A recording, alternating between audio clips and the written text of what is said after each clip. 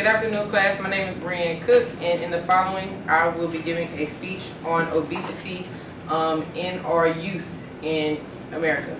We have, number one, we have the most obese adults in America, but pushing further past adults, we have very obese children, and actually the numbers are increasing by 15% yearly right now. It's on an annual rise. This is detrimental to the society of our youth because if they are set up from being a child and being obese in adolescence and in childhood, that's preparing them to be obese as an adult, which is, in essence, giving them some sort of handicap to have to deal with being an adult. What happens is our kids now, they're calling it a Arcadia, which means that arcade and TV is actually taking control of our youth entertainment versus in the older days, especially not even in our youth days. In my youth, I had to play outside, but especially in our parents' youth, coming inside wasn't even an option. And then if you go back even further, there wasn't an inside. You know, you just worked. They just worked. So it's like it's traveled on this downstream path from going outside and playing to now going inside.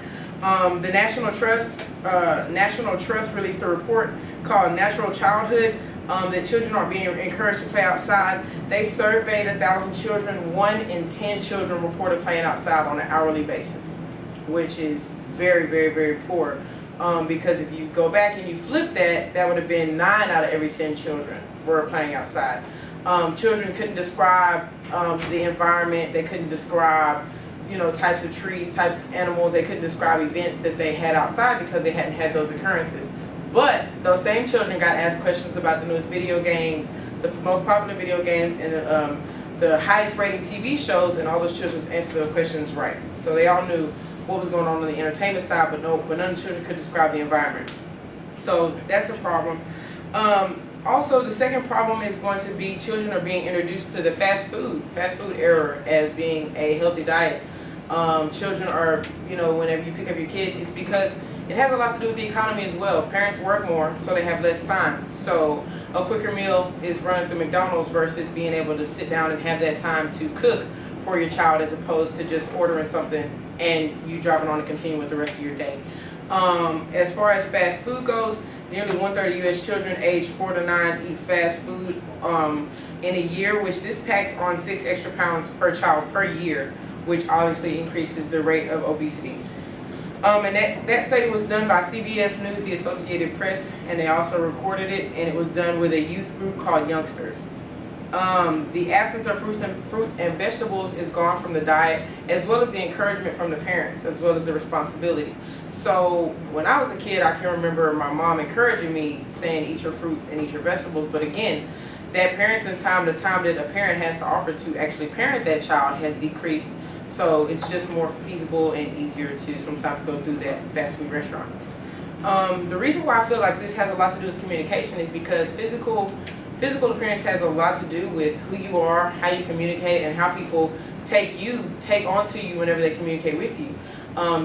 Whenever we're talking about employment, the employment arena, if you are attractive, and when I speak of attractive, I'm talking about the physical attractive standards set by society. If you're quoted within those standards, statistics say that you'll get raises and promotions 95% faster than a person quotably noted as being unattractive, which is a big deal because if you're the parent and you allowed your child to become obese, because in essence, if they're a child, it is the parent's responsibility.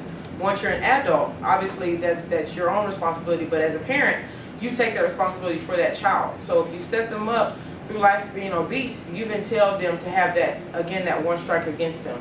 Also, talking about interpersonal skills, children's interpersonal skills begin developing as soon as they're born. As soon as they're born, they develop a liking with the mother. Then it goes to the father, and then it's to the outside people who surround the child. So if you're a child of obesity, those interpersonal skills are going to be different than a child who's, let's say, not obese, outspoken, who's an extrovert.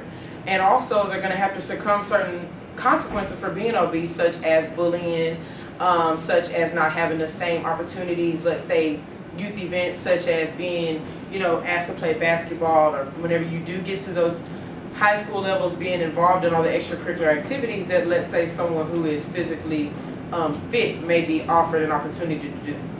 So I just feel like in order to solve this problem, first parents must take responsibility, as well as encouragement and motivation is a big deal too. Those kids have to be encouraged. Well, I use the word encourage. When I was a kid, it wasn't nothing about encouragement.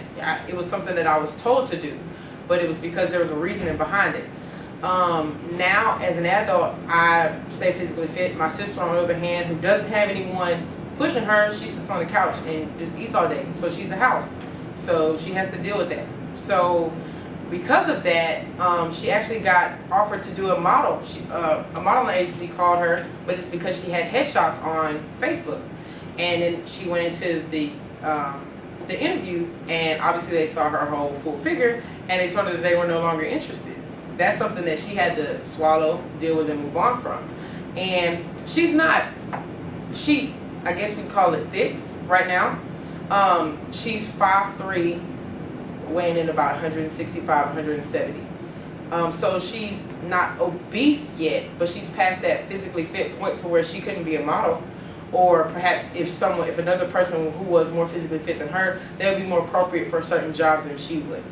So it deals a lot to do with communication, because your physical appearance is going to depict on how confident you are. It's going to depict on whether you feel comfortable speaking to superiors, speaking to personnel of authority.